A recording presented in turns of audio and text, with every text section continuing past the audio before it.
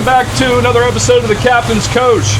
In this video, we are continuing our adventure from Longboat Key across the Gulf to Port Fourchon.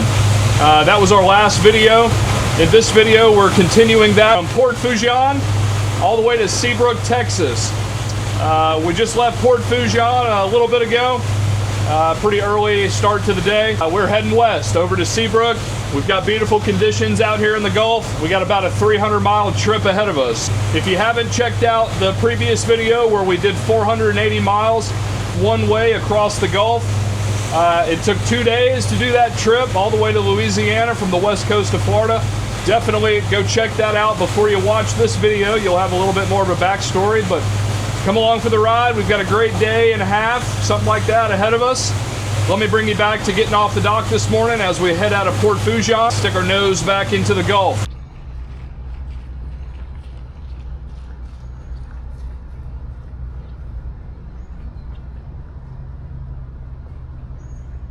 Sometimes I just get filled out, Charlie. Yeah.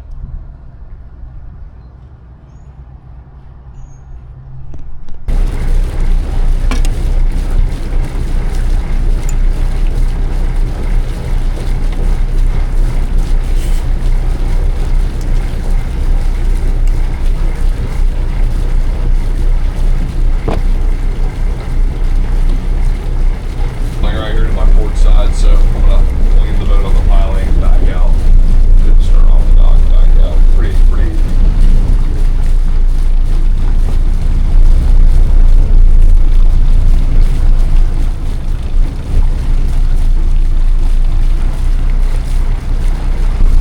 Oh, it's early.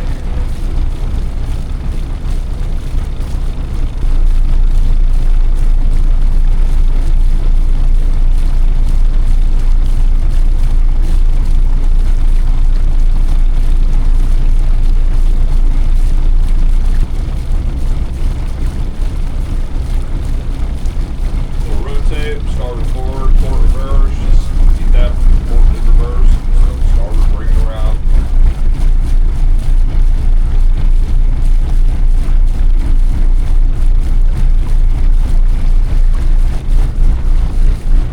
Starboard is forward, port neutral, all port forward.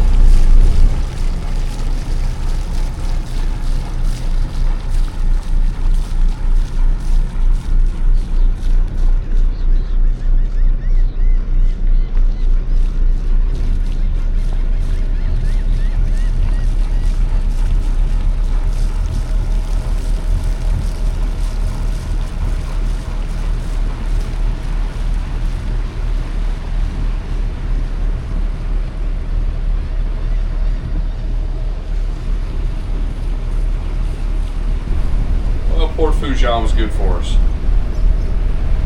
Good stop. Hopefully we should have very calm seas out in the Gulf today. Had some good storms yesterday. I mean, it was lightning pretty bad. It was popping real good.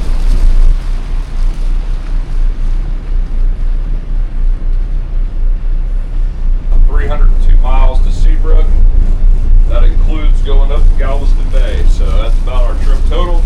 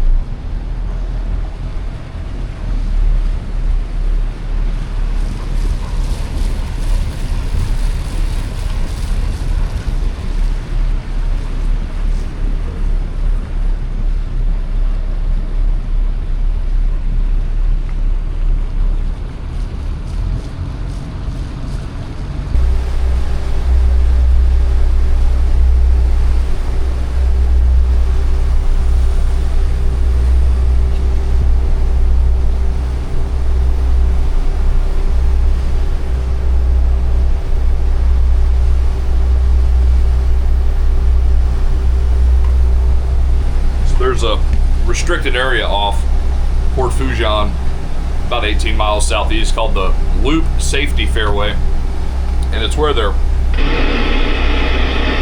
pumping crude oil. It's a platform where they're pumping crude oil or they're transferring crude oil from different boats and whatnot, but it's one of the main pumps out there, platforms. There's a sport fishing boat. There's a big radius around this platform where you're not allowed to go in. It's a restricted area. They're very strict about it. They're a Loop security boat trying to get in touch with a sport fish fishing inside the safety fairway zone. Attention. All vessels in the Loop Safety Zone, at SPMs and cutting through the Loop Safety Zone at this time. Pictures are being taken of your vessels and recorded. They will be turned into the U.S. Coast Guard regarding these violations that govern transit of the safety zone, and you are at risk of civil and criminal penalties at this time. This is a feather restricted zone and closed at all times. There you go. I didn't even have to explain it. And they've been trying to get a hold of this guy on Channel 16. Apparently it's a big sport fish boat, and he's not responding. Have your radio on. It's a very simple thing to do when you're out on the water. It doesn't matter if you're going to the sandbar for the day or going for a cruise. Have your VHF on. You never know what's going on. You never know what the Coast Guard's trying to say to you. You never know if there's another boat trying to get in touch with you. Have your radio on. Channel 16. Old Levi inbound. Bell Pass. Head northbound, any concerned traffic.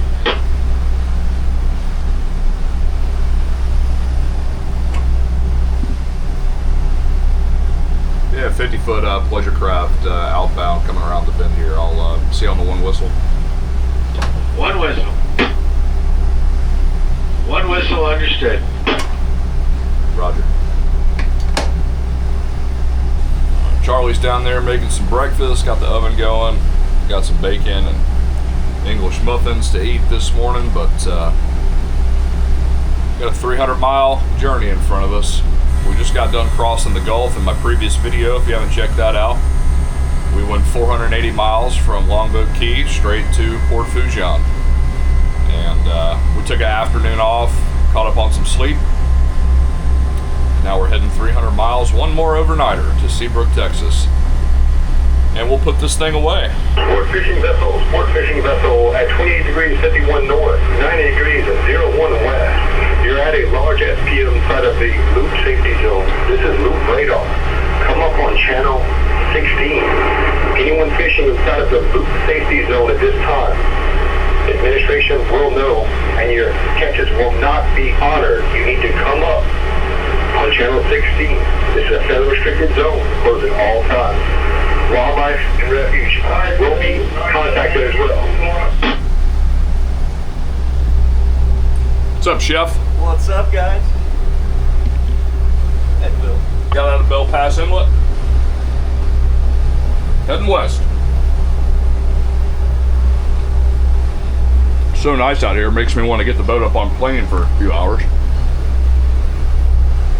But just a little rolly half-footers to our port side.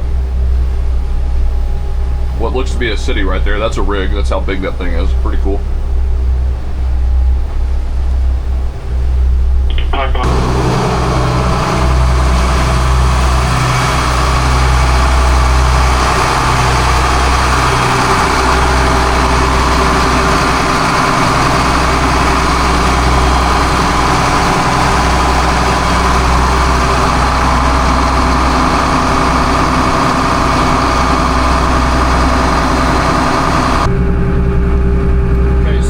Has no valve.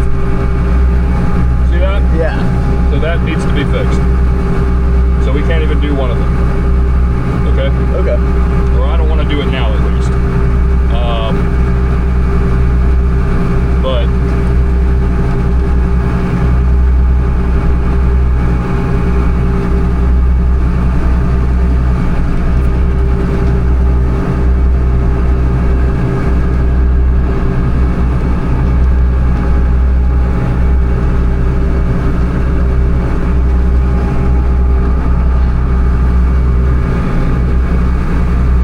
valves are hooked up.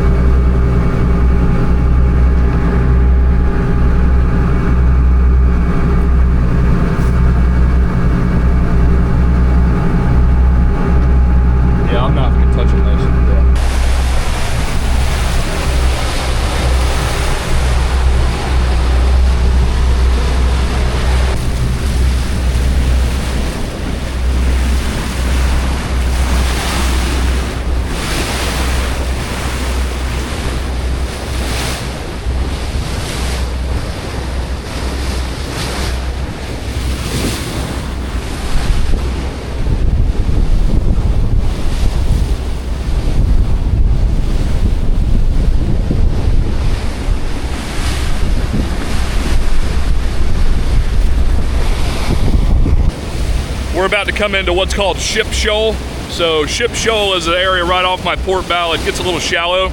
Right inside of Ship Shoal, between the bayou and the mainland, is just this little narrow passage inside of Ship Shoal where it the Ship Shoal knocks down the swells from offshore, and it makes it a nice ride through there. Not that we need it, but technically it's more of a straight shot to go through Ship Shoal. I think we're going to be there in about 10 miles, something like that. So we're coming up on it fairly soon.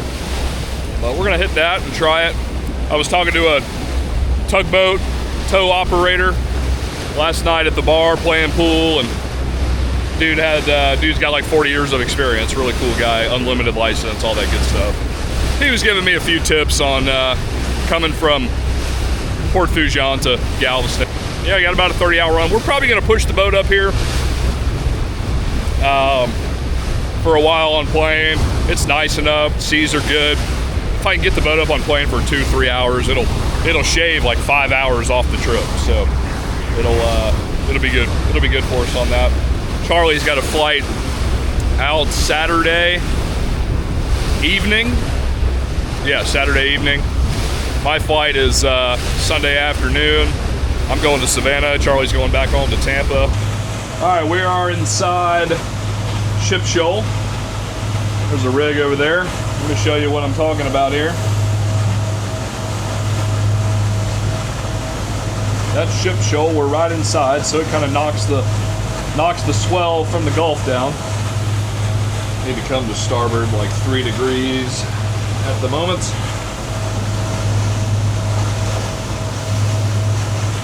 Boat's running good, staying cool. Oil pressure's good.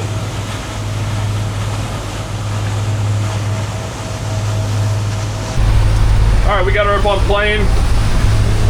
It's so calm out here. The boat really likes running on plane. It doesn't get squirrely. It's not squirrely at the moment. When we were crossing the Gulf, we had some big ground swells on our stern. It was just on plane. It was just pushing the boat around like this. It was kind of annoying. But we didn't run it very long on plane coming across. Got about 230 miles to Galveston. I don't know, we might run it on plane just a little bit longer, but try to cut some hours out of it. She's pretty fuel efficient at this speed. She's probably like 0.8 to 1 mile to the gallon. Probably closer to 0.8. I mean, I'd have to hit the fuel dock after a few hours of running on plane to really see what the burn is, but we don't have the time or luxury for that on this one. If you guys are traveling in this area, Texas, Louisiana, over to the Florida, Alabama ICW, and you're trying to figure out whether to go around or go through, here's my rule of thumb. If it's perfect calm, 1 to 2 foot seas, and you're in a seaworthy boat, and what I mean by seaworthy boat is this Carver is right on the line of what I would call seaworthy, okay? This is by any means is not a blue water boat. It's a great boat, it's a great cruising boat. But to have this boat out here with how top heavy it is and how the hull is designed on this boat, I would not want to be out here on the outside around the Mississippi River current and all of these southern swells coming to shore in anything more than 2 or 3 foot. It would be absolutely miserable. Not to mention, we probably couldn't go slow. We could go slow, but this boat's so top heavy that we would get thrown around, and it doesn't have a blue water hull under the boat, okay? This is a coastal cruising vessel, all right? This thing is designed for the ICW and nearshore waters where you're not gonna get in anything big, all right? We would not be able to go slow because we'd get tossed around like crazy. So that means you got to pick the boat up on plane. And I don't think that in anything like 3 or 4 foot, this boat would do well on plane. We'd probably get beat up pretty good. And we'd probably get tossed around as well. We would be, shifting back and forth a lot, rolling. Anything 30, 35, a small trawler or something like that, I'd be inside. Unless it was like this. And for it to be like this is very rare. It's not going to happen. We got extremely fortunate the last 2 days. everything was perfect. The seas were perfect. They were at our back. They were pushing us. Winds were calm, and today's even better than it was for the 2 days that we crossed from Longboat Key to Port Fourchon. So the conditions, guys, for you has to be perfect. If you're bringing a motor yacht such as this one on the outside from Texas around Louisiana, if it's any rough at all, I would highly advise that you just stay in the ICW. It'll be much more comfortable. You won't destroy your boat. Going to be able to still make time, you know. I know a lot of you are doing the loop and whatnot, and maybe you're just traveling to get over to Alabama, so you're doing 50, 60 miles a day. Totally doable in the ICW. Find a place to anchor off the side of the channel or at a small marina. There's not a lot of places to stop in the ICW through Louisiana and Texas, but there's enough. And or, I mean, you know, for like us, on a delivery, on a job, you know, doing 100, 120, 130 miles a day through the ICW from Texas to Louisiana in that area is no problem. So you can still make time, and you'll be able to make time comfortably without getting rocked out here offshore. And another thing is you're dodging a lot of rigs. The last night in our previous video, coming into Port Fourchon around the Mississippi mouth inlet area, there was a lot of rigs. You had to be paying attention to your radar, paying attention to your chart, which I'm using Navionics on my phone. This boat does not have an operational chart plotter, so my phone was everything. And you know, to do that through the night is very difficult. You have to be on high alert, which we were, and we made it. Everything was cool, but there's a lot going on, even in the daylight.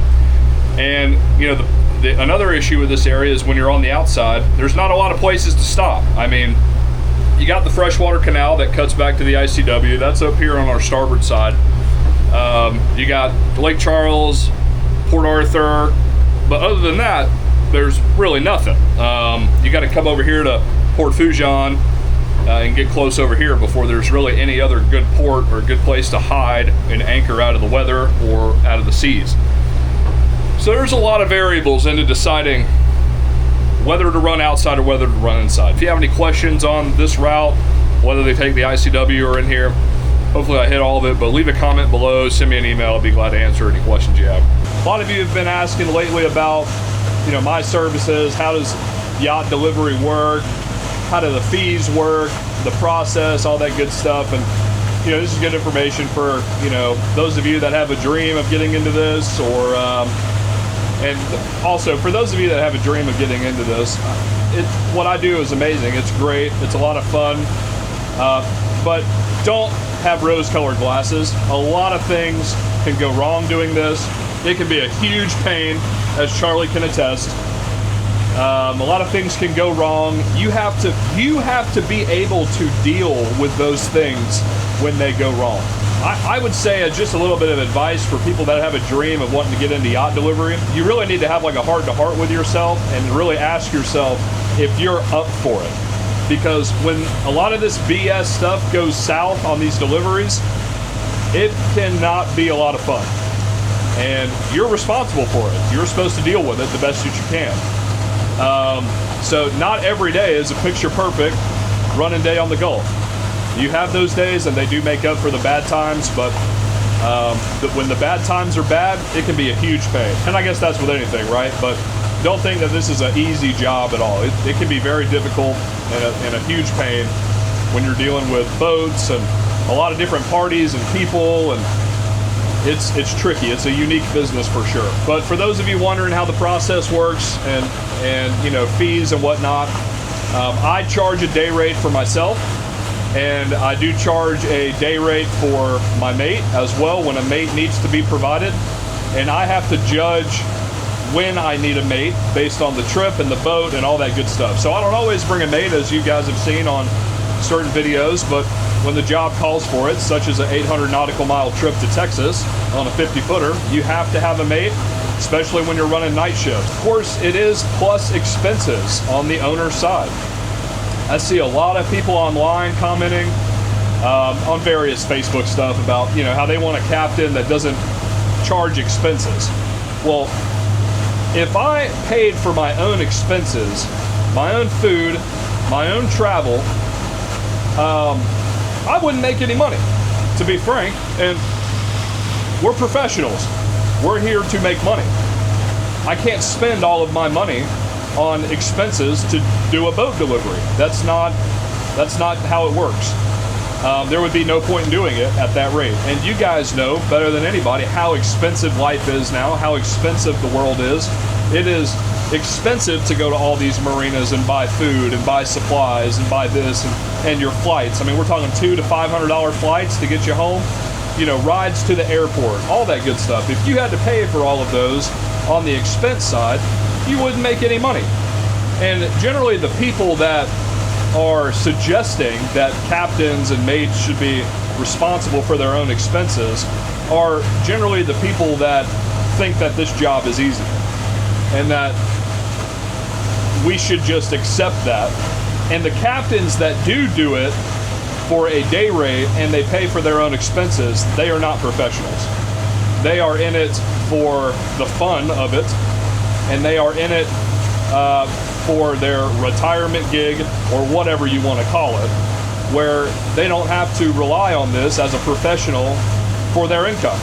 And not to be hard on those guys, I meet those guys all the time that, you know, you're not living on a full-time income being a captain. I get it. You want to do it in your spare time and your part-time, and that's totally fine. But if you're going to do that, don't undercut other guys, and don't do it including expenses. You need to have at least a goal to make some money out of it and to act like a professional, because all it does is drag the industry down when you do that. It's just kind of one of those frustrating things, and that, you know, that happens with all businesses. Any of you guys that own small businesses, you know what I'm talking about. There's always those people that will do that, and it can be frustrating. To you owners that are looking to get your boat delivered somewhere, or to guys that are trying to be captains, the expenses is kind of the common denominator, as I would like to say, as I would call it. Whether I deliver the boat or you deliver the boat, you're going to have those expenses. You're going to have a flight. You're going to have a car fee. You're going to have food. So you have to just cancel that out, in my opinion, because you would have those same expenses if you delivered your own boat. This trip, I've got, you know, $200 to $300 in groceries. I've got a $100 ride to the boat to get to where I need to be. We've got 2 flights home. I'm actually going to Savannah after this, so I was able to cut the cost of the outgoing flight. For this owner, I split it in half, the flight, with the next owner that I'm going to work for, so that helped both of them on the cost of flights. So yeah, flights, food, $200 to $300 in food. We got $500 in flights. What else we got? Fuel expenses. Fuel expenses, obviously. The owner pays for fuel, of course. It's your boat. But I am comfortable. I put it on my credit card most of the time, and I bill the owner for that bill. I'm comfortable with that. I've never been burned by that. Of course, that can happen, and I would really hope somebody would not do that to me one day, but you never know. Sometimes I ask for a 50% deposit, sometimes I don't. Just really depends on how I feel about it. Or if the owner wants to give me their credit card, I can have a picture of their credit card on my phone where I can bill fuel and expenses if they want the credit card points. So there's no real formal process to any of this. You just have to have a good relationship with the owner. You have to have great communication. If you don't have great communication with the owner on expenses and what's going to happen on this trip and what is going to be charged and your fees, then everything will be fine if you have great communication. But if you don't have good communication on timeline and what things cost and all that good stuff, well, you can get burned very bad, and maybe an owner won't be happy with you, and you'll probably be unhappy with yourself as well because you screwed up. So there's a lot to take into consideration when doing these trips and these deliveries. We're doing long trips. We have all these different stops and all these different timelines and deadlines. To me, the owners are excited. They want their boat. They want their boat. They want their boat. That's another piece of advice that I would just have for owners as well, is when you're in the buying process, slow down. Don't get in a rush. Don't be in a hurry. This is a slow process. I can't tell you how many times in the past 2 to 3 months that I've had inquiries and phone calls about, and you know, the boat's ready to go. I got to have the boat by this day. This is when I want everything to happen.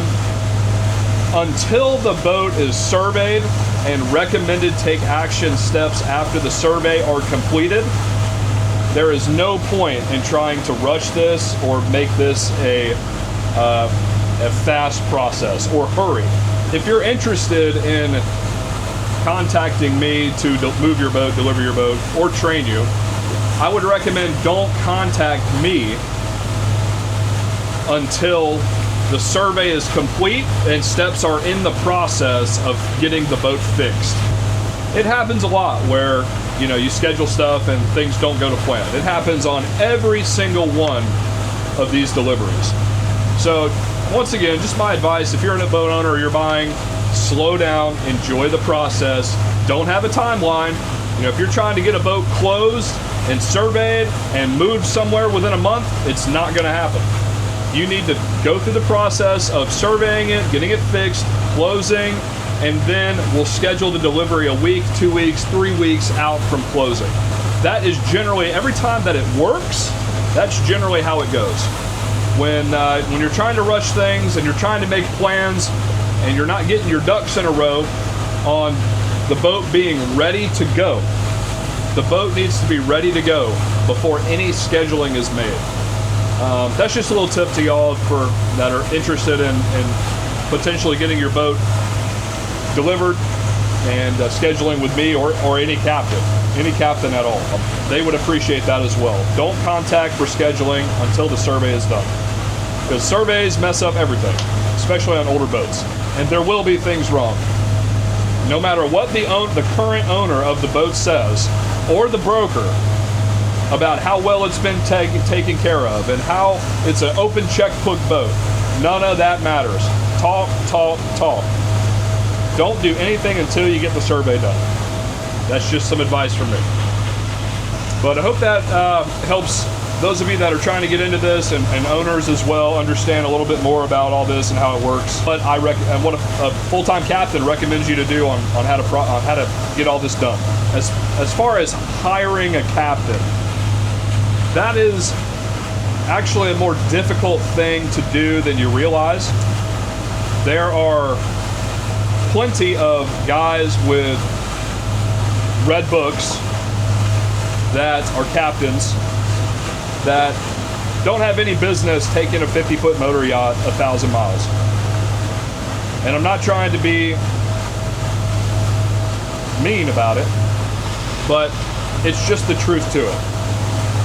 You need to make sure that the captain you hire, you can vet them, you can ask them questions, certain questions about the boat, but then again, don't quiz the guy. Don't like question him in a very rude way that questions his knowledge or experience. Not in that way, but you know, just try to pick his brain about how he thinks the trip should go and how many days he thinks it will take, and ask him if, you know, questions like, are you going to run the boat fast? Or are you going to run the boat slow? What do you think the fuel burn's going to be? Ask him intuitive questions like that to gauge his level of understanding and knowledge of the situation and what that trip is going to take based on your boat. You know, make sure that you get a few different recommendations and talk to different guys. And there's a lot of good guys out there that have been in this business a long time and know what they're doing. The captain world is just like lawyers. There's a broad range. You know, you got everybody. You know, everybody holds a license, but then you got guys that work on ships and tugs that have done that their whole life, but you throw them on a 50-foot motor yacht and they have no idea what to do. And then you got guys with captain's licenses that run six-pack fishing charters all the time, that if you put them on anything bigger than that, they have no idea.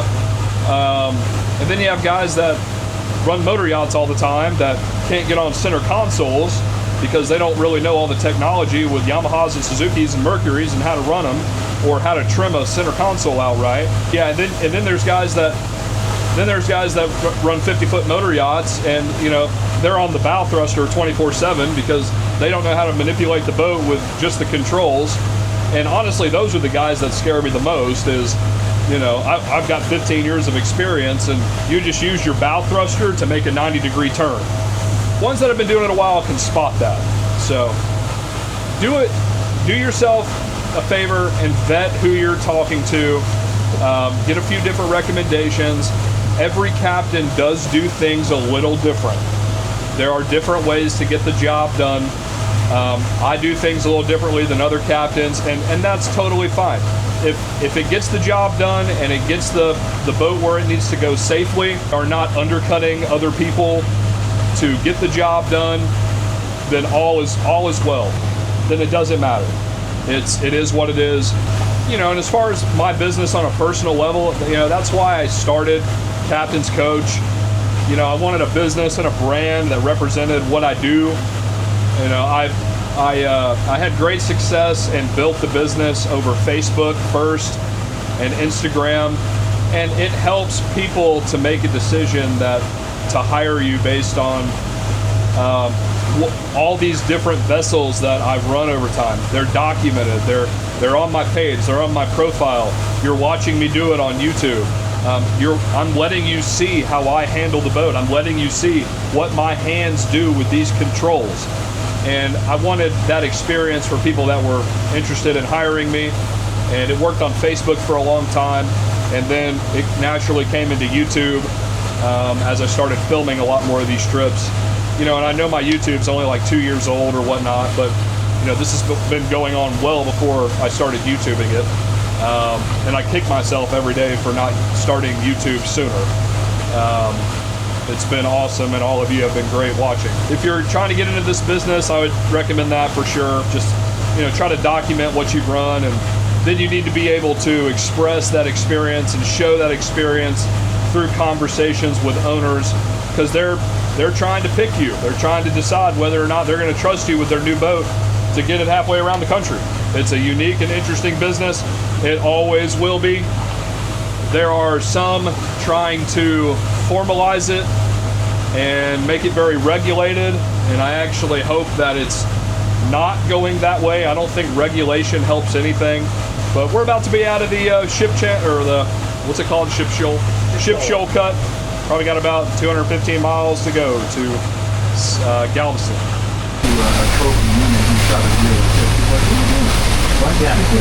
In that case, a 7 to 8 year old bull. Right. You know, sometimes they might score 320 to 370.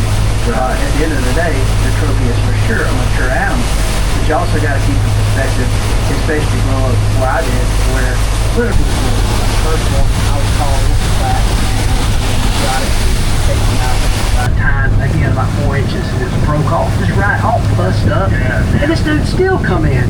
Like, I'm gonna stop about this, and it's a great time. And there's a lot of people that have gotten really interested in hunting from those times.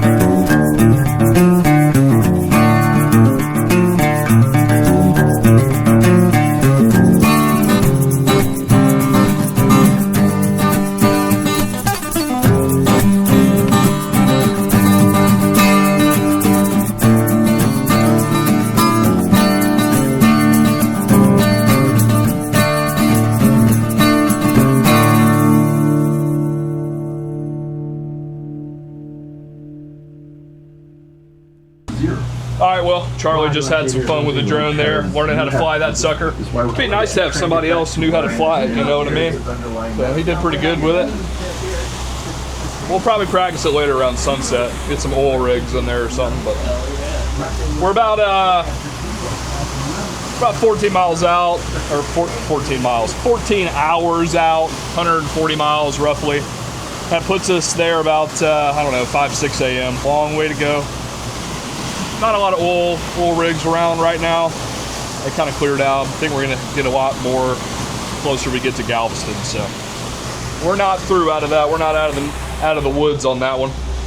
Still got another long night too.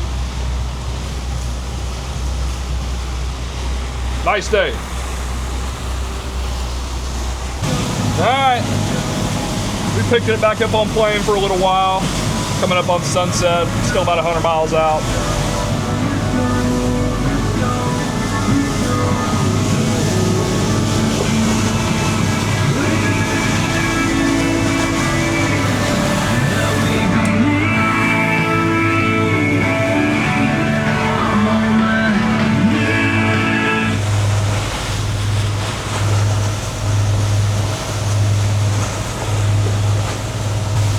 Yeah, we're looking at a, I don't know, early morning arrival at this point. Probably have to slow it back down here in a little while when we get close to these rigs. Cruising right along. Nobody out here today. Just seen a bunch of shrimp, maybe like 2 or 3 shrimp boats. No pleasure boats. A few dolphins, but pretty uneventful. I don't know, we're about 40, 50 miles off the Texas coast. Port Arthur is, I don't know, not Port Arthur, maybe Lake Charles is on our starboard right now, so we're getting there.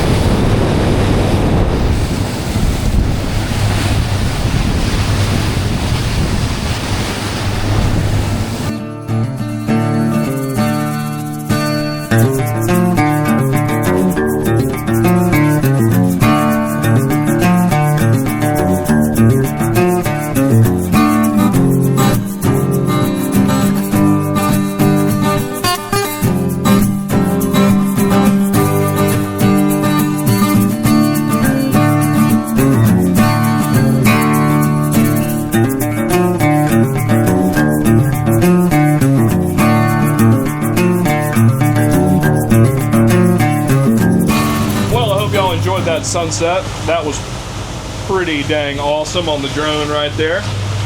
About 50 miles offshore of Lake Charles. Coming close to Port Arthur. Got about 90 miles to go, maybe 100. Sure is nice out here. This is what it's all about. This is the part you enjoy. The part that you don't enjoy is what happens after 11 o'clock. When we do the 2-hour shifts and we're barely awake. So yeah, we'll be coming into Galveston, Houston shipping channel. Probably about 2 to 3 in the morning if I had to guess. We're probably gonna anchor right there inside the jetty. There's a little spot that you can anchor in there for a temporary hold and get to watch the ships go by, but we'll be sleeping. So we'll finish the trip out tomorrow, the final 20 miles, and bring her home to Seabrook. Those old fouchon radars, they may be old technology, but they work good. They're right on the money every time. Very clear. I'd say the biggest difference with older radars like these fouchons and the modern radars is their capability of marking like weather and really small objects like birds and buoys and stuff like that. That's probably the main difference, but other than that, man, those old fouchon radars are killer. Coming up on a couple rigs, see them in the distance there. I don't know if we're gonna split them, but we got a bright moon tonight. A little bit of a bright moon, which helps. A lot better than no moon. Getting dark.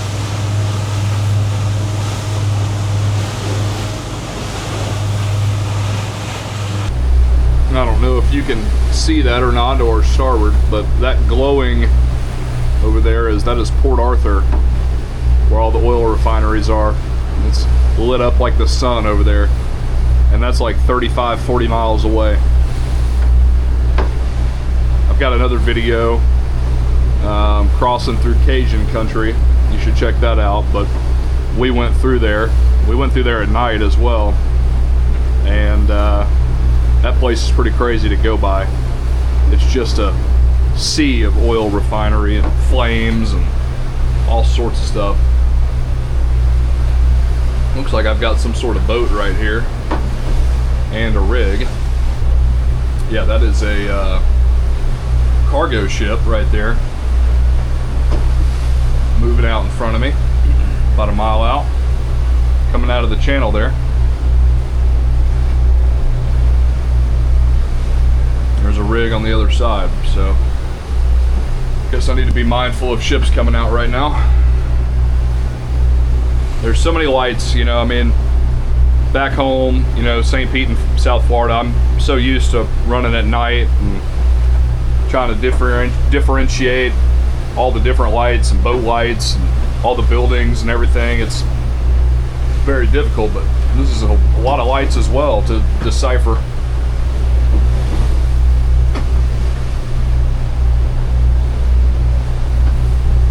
Gotta be on your toes. Alright, well, it got pretty sloppy on me. It got kind of rough. We're getting tossed around pretty good going at slow speed. We're only at 50 feet of water now. It's gotten shallow, so when it gets shallow like that, sometimes these waves like to stack up and get a little rolly on you. And I wasn't gonna sit through that for the next 6 hours at 8 knots, so I picked it up to about 15 knots. Likes it a lot better. Running radar, paying real close attention to my chart. All of these rigs and the platforms are marked on Navionics, so between that and my radar, I feel pretty safe doing this, so knock on wood. We're being diligent. That puts us in about 2 a.m.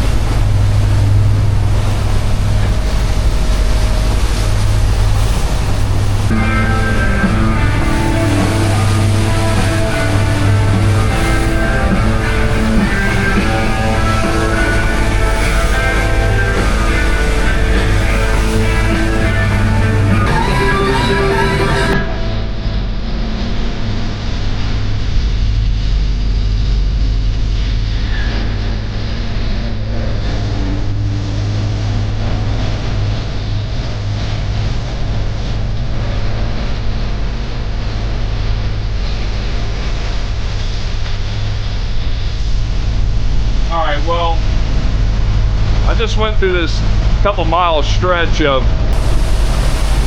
Navionics where it said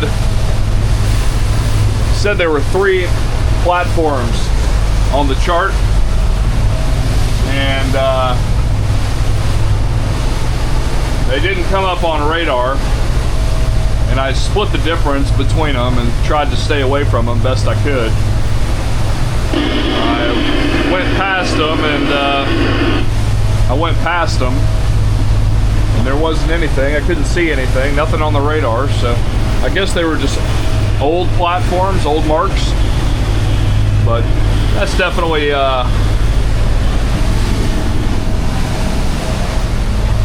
sketchy. I don't like stuff on the chart and then there actually not being anything there. That makes me think that there's stuff there that is not on the chart too. So that's why you got to pay attention no matter what your electronics say. Use your eyeballs, and that's obviously hard to do. I got a little bit of moonlight, which helps, and this radar will pick stuff up pretty good, but just being super careful here.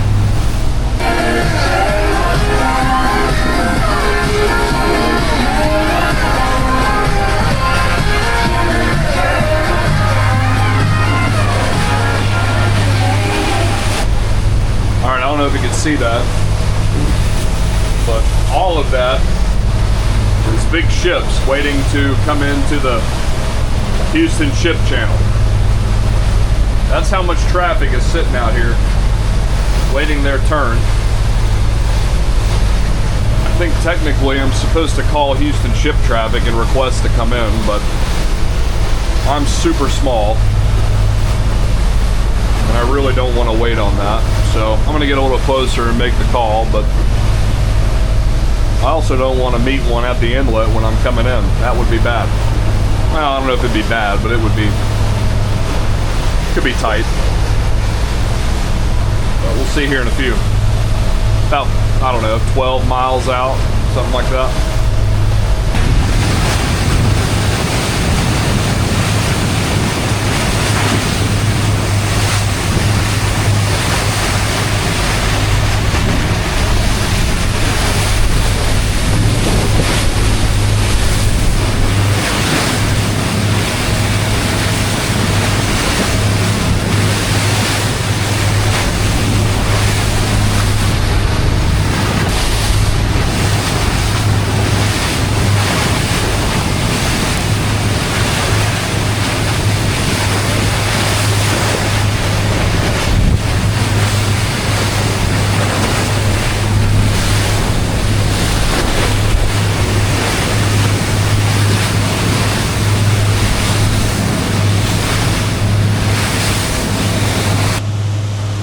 All right, we're just coming in the jetty at Galveston.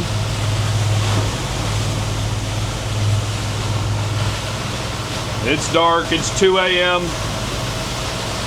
It's a parking lot offshore. Trying to make sure we don't get anywhere crazy. And this boat does not like to be offshore. It does not like to go in a straight line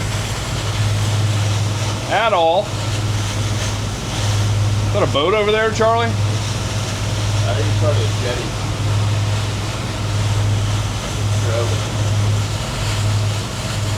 We're trying to keep it between the navigational beacons using navionics. I know y'all can't see much, but a lot going on at the moment.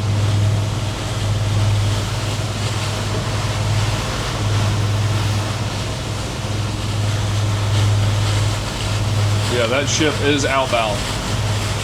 Definitely moving.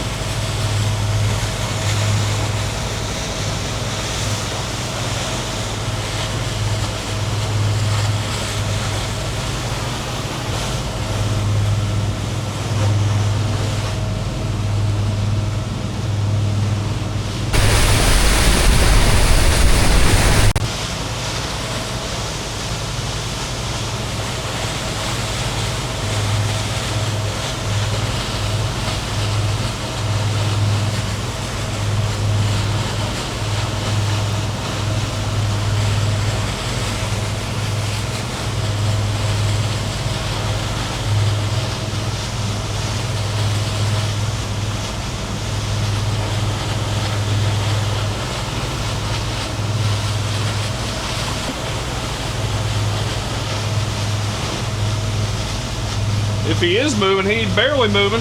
Yeah.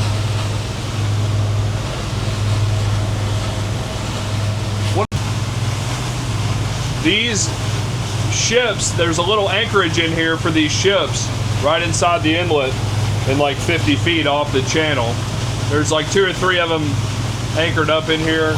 We're gonna go over here by the jetty, the east jetty, find about 10 feet of water to drop the anchor until the morning. I don't want to navigate this anymore at night. It's 2 a.m., 2:15.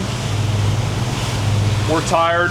Time to call it quits, so gotta find somewhere to put this thing where it's calm and out of the way.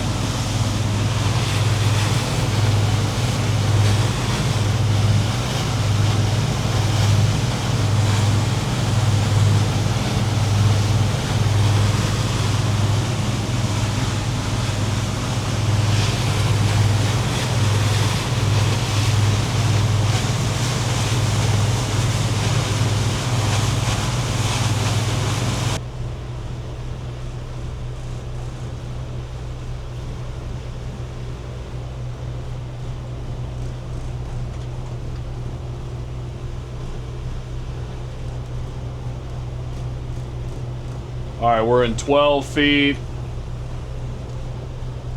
Let me try to get it to. Let me try to get it to like 10. Just a little pocket here.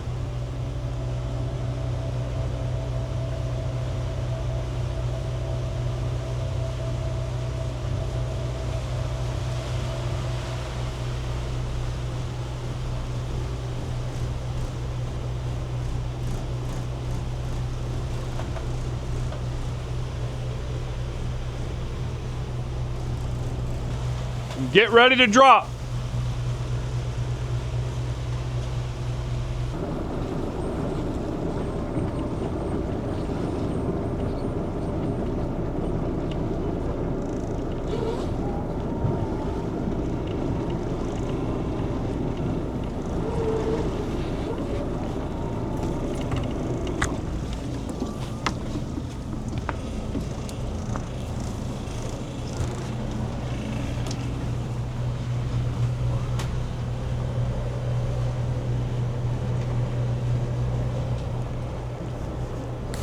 Just keep going until I say stop.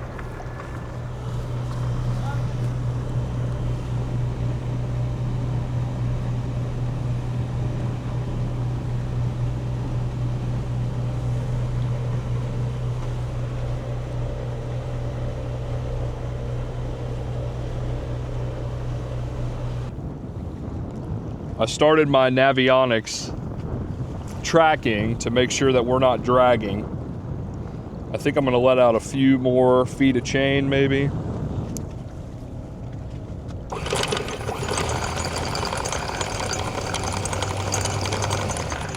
Just for shits and giggles. So, Charlie, if you hear that windlass go out at all, like, it's gonna be by your head. Yeah. Right? If you hear it release at all or make any noise, I need to know. Okay. Will do. But, I mean, we put out like 50 or 60 feet of chain, didn't we? Yeah. So I would say it's going to hold fine. So let me go check the depth.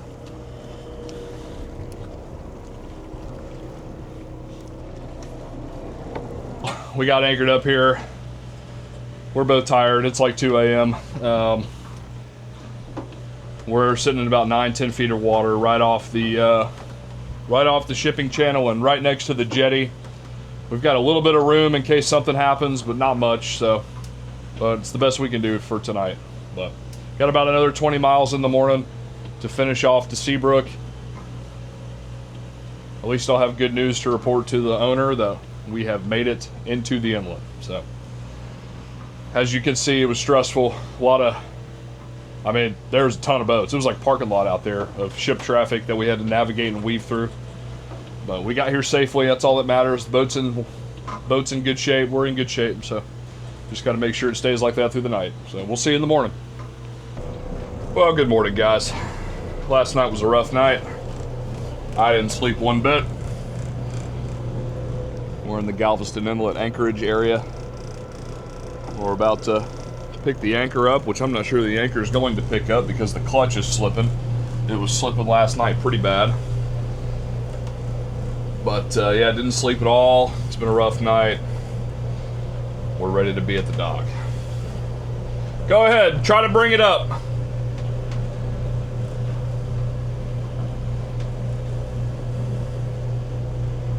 Yeah, it looks like it's trying. Well, yeah, the windlass clutch is all messed up. It wasn't grabbing the chain, so we had to pull the chain up by hand at 7 o'clock in the morning.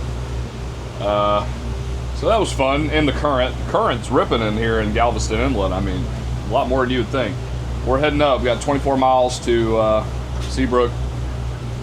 We got bacon in the oven, coffee going, all that good stuff. Trying to stay awake. So it's been a long trip. I would say we did this in record time. I think most would have played it safe and went around the Gulf. Would have added an extra 2 days. But, I mean, we pulled it off. I'm happy we pulled it off. We got the boat here. 5 days. 5 days? Is it 5? Yeah, 5 days. 5 days from West Coast Florida to Texas is pretty good. So, a little bit more to go, though. All right, about halfway up the Houston Ship Channel. Look what the anchor did to Charlie and my shirt. Oh my gosh. I hope it comes out. Hey, leave a comment if y'all want a shirt. We got plenty of them. I can ship them out to you.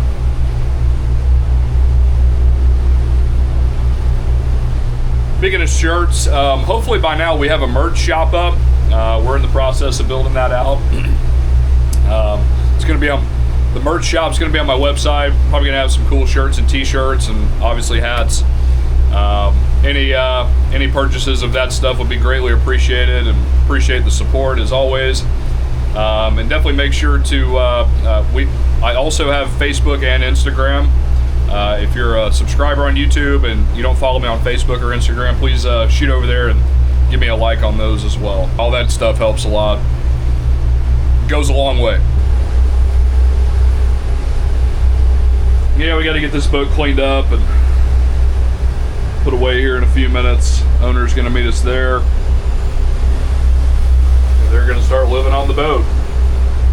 Prepping to do the Great Loop. Okay. All right. Sounds good.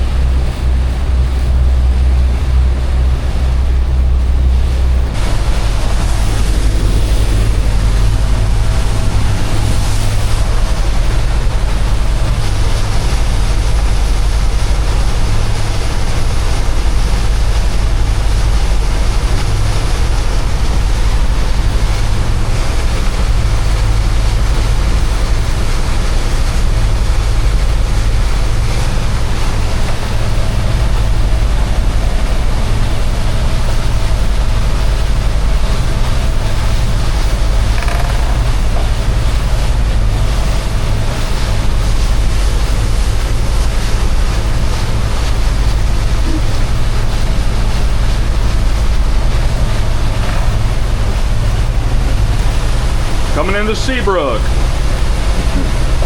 I like the little town of Seabrook.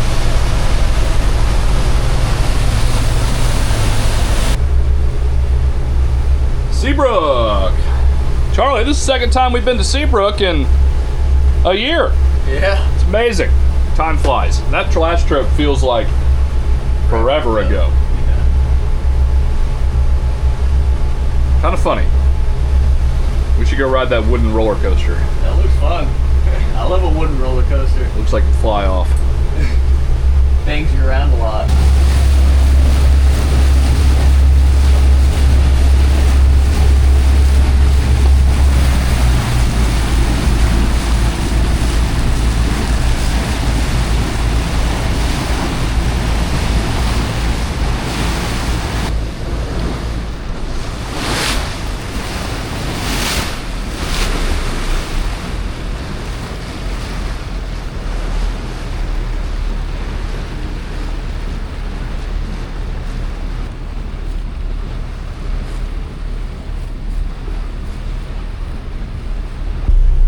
Tide is smoking in here.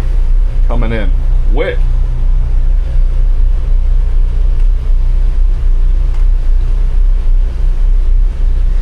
Bubba gum.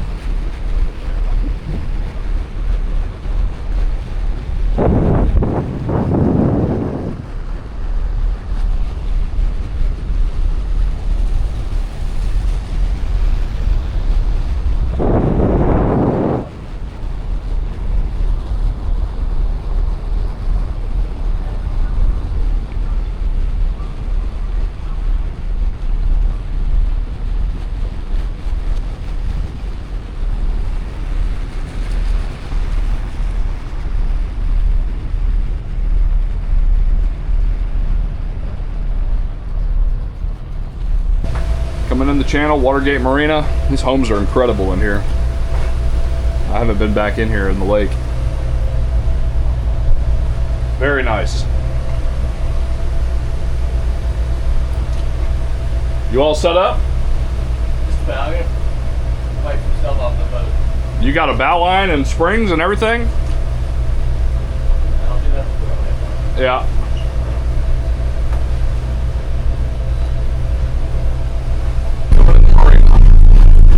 These giant blue pilings. If we ever getting ready to die. Jeez. Look how tall these pilings are.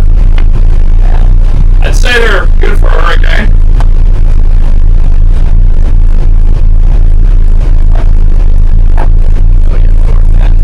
Yeah, the camera shut off back there, so yeah, go ahead and, you got 2 spring lines here?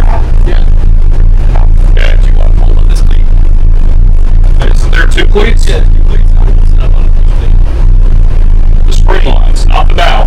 There's one here and one there? Yes. Okay. You're going to set the rear spring line first, right? So the spring line that stops me from moving backwards. So you're going to run this one to the dock. And then you're going to run that one across it. On the same page? You're gonna get those 2 first, and then we're gonna be good.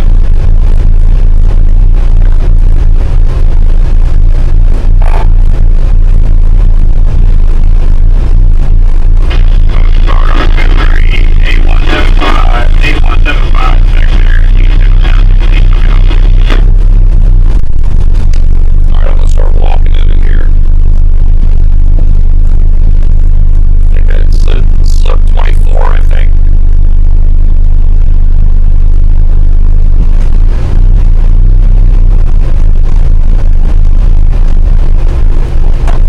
Get my wheels straight. This boat, the rudder indicator doesn't work on this boat, so I've got them in both forward, and I'm just finely tuning the rudder, so I'm not going to touch it anymore now. It's this here, right here. Boat's back in here.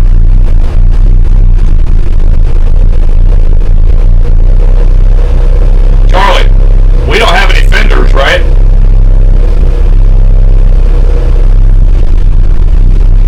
Stole all the dang fenders.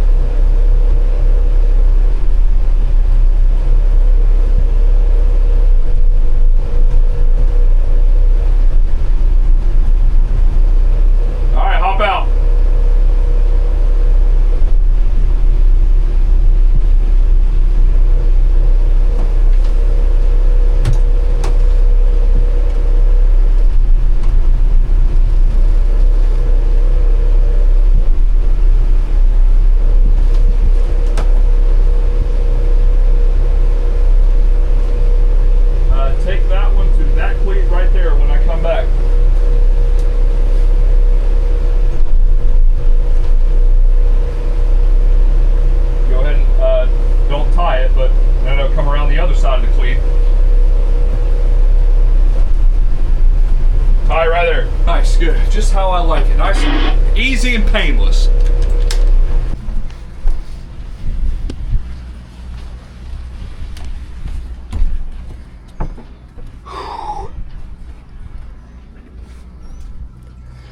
Nice job. Perfect placement. And yes, guys, we would have fenders out if we had them, but this boat doesn't have fenders, so they didn't give us any. I want to get you as well as we get our channel set up. Yeah. And I'll make sure I put a link to your channel. I got you. Well, I've been watching you for a while. You happy the boat's here? I can't tell you how happy it is.